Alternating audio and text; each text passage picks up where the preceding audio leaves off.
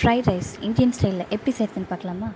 First இதை பண்ணுறதுக்கு 3 X எடுத்திருக்கேன். இது கூட மிளகாத்தூள், மஞ்சத்தூள், மிளகுத்தூள், கொஞ்சமாக கரம் மசாலா, உப்பு இது எல்லாத்தையும் சேர்த்து நல்லா பீட் பண்ணி எடுத்து அடித்து வச்சுக்கோங்க. ஒரு மீடியம் சைஸ் பெரிய வெங்காயம் கட் பண்ணியிருக்கேன். அது கூடவே பொட்டேட்டோ ஃப்ரை பண்ணி வச்சுருக்கேன்.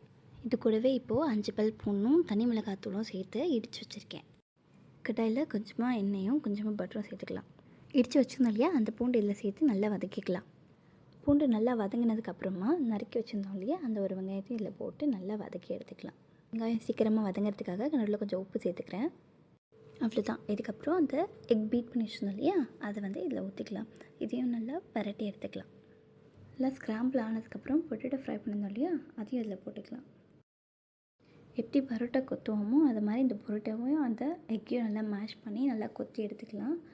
ஃபைனலாக வடித்து வச்சு சாதத்தை இதில் போட்டு இப்போ கிளறிட்டு கொஞ்சமாக கொரியாண்டர் கார்னிஷ் பண்ணிக்கலாம். அவ்வளோதான், ஃப்ரைட் ரைஸ் ரெடி.